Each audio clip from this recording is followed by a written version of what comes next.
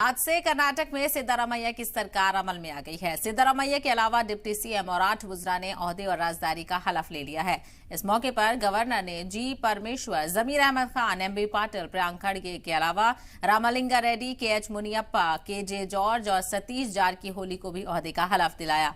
हलफबरदारी तकरीब में राहुल गांधी और प्रियंका गांधी के अलावा कई रियासत के वुज़राए आला भी शामिल हुए। तो वहीं दीगर अपोजिशन जमातों से Nitish Kumar, Tejashwi Yadav, MK Stalin, Farooq Abdullah, Mehbooba Mufti, D राजा, सीताराम येचुरी, कमल हसन समेत कई लीडरान भी तकरीब में शामिल हुए थे। हलफबरदारी तकरीब के बाद राहुल गांधी तकरीब में शामिल तमाम लीडरान का शुक्रिया अदा करते हुए नजर आए। तो वहीं अपने खिताब में राहुल ने कहा कि कांग्रेस गरीबों, दलितों और पिछड़ों के साथ खड़ी है और रियासत के लोगों से नफरत को हराने का काम किया है रियासत के लोगों ने। उन्होंने मजीद कहा कि कांग्रेस झूठे वादे नहीं करती, हम जो कहते हैं वो करते हैं।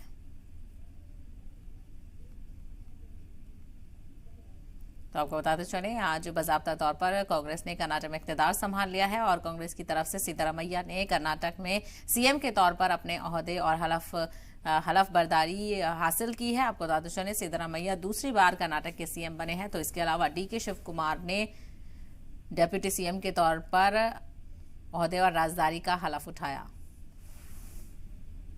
पिछले 5 साल आपने भ्रष्टाचार सहा। ಕಳೆದ 5 ವರ್ಷದಿಂದ ನೀವು ಭ್ರಷ್ಟಾಚಾರನ ನೋಡಿದೀರಾ। हमने आपसे 5 वायदे किए थे। ನಾವು ನಿಮಗೆ 5 ವಚನಗಳನ್ನ 5 ಪ್ರಮಾಣಗಳನ್ನ ಮಾಡಿದ್ವಿ। पहला वायदा गृह लक्ष्मी 2000 रुपए हर महीने महिलाओं को। ನಾವು ಕೊಟ್ಟಂತ ಮೊದಲನೇ ಆಶ್ವಾಸನೆ ಗೃಹಲಕ್ಷ್ಮಿ ಪ್ರತಿಯೊಂದು ಹೆಣ್ಮಗು ಕೂಡ 2000 ರೂಪಾಯಿ ಅಂತ। दूसरा वायदा गृह ज्योति 200 यूनिट बिजली मुफ्त में। ನಾವು ಕೊಟ್ಟಿದ್ದಂತ ಎರಡನೇ ಮಾತು ನಿಮ್ಮೆಲ್ಲರಿಗೂ ಕೂಡ ಗೃಹ ಜ್ಯೋತಿ 200 ಯೂನಿಟ್ ಕರೆಂಟ್ ಉಚಿತವಾಗಿ ತಮ್ಮೆಲ್ಲರಿಗೂ ಕೂಡ। तीसरा वायदा अन्न भाग्य 10 किलो चावल हर परिवार के मेंबर को। ಮೂರನೇ ಕೊಟ್ಟಿದ್ದಂತ ಮಾತು ಅನ್ನಭಾಗ್ಯ ಪ್ರತಿಯೊಂದು ಕುಟುಂಬದ ಸದಸ್ಯರಿಗೂ ಕೂಡ 10 ಕೆಜಿ ಅಕ್ಕಿ ಉಚಿತವಾಗಿ। चौथा वायदा शक्ति महिलाओं को फ्री बस ट्रैवल पूरे कर्नाटक में। ನಾಲ್ಕನೇ ಕೊಟ್ಟಿದ್ದಂತ ಮಾತು ಉಚಿತವಾಗಿ ಮಹಿಳೆಯರಿಗೆ ಕರ್ನಾಟಕ ರಾಜ್ಯಗಳಲ್ಲಿ ಬಸ್ಗಳಲ್ಲಿ ಪ್ರವಾಸ ಉಚಿತ। और 5वां वायदा युवा निधि 3000 रुपए हर महीने ग्रेजुएट्स को और 1500 रुपए डिप्लोमा होल्डर्स को। ಐದನೇ ಆಶ್ವಾಸನ ನಾವು ಕೊಟ್ಟಿರ್ತಕ್ಕಂಥದ್ದು ಯುವ ನಿಧಿ ಅಂತ ಹೇಳಿ ಪದವೀಧರರಿಗೆ 3000 ರೂಪಾಯಿ, ಡಿಪ್ಲೊಮಾದವರಿಗೆ 1500 ರೂಪಾಯಿ ತಮ್ಮೆಲ್ಲರಿಗೂ ಕೊಟ್ಟಿದ್ದೀವಿ। मैंने आपसे कहा था कि हम झूठे वायदे नहीं करते हैं। ನಾನು ನಿಮ್ಮೆಲ್ಲರಿಗೂ ಕೂಡ ಮಾತು ಕೊಟ್ಟಿದ್ದೆ, ನಾವು ಸುಳ್ಳು ಆಶ್ವಾಸನೆಗಳು ಕೊಡಂತವರಲ್ಲ। जो हम कहते हैं हम कर दिखाते हैं। ನಾವು ಕೊಟ್ಟಂತ ಮಾತನ್ನ ನುಡಿದಂತೆ ನಡೆಯಂತವ್ರು ನಾವು ಅಂತ ಹೇಳಿದೀವಿ। 1-2 घंटे में कर्नाटक की नई सरकार की पहली कैबिनेट मीटिंग होगी।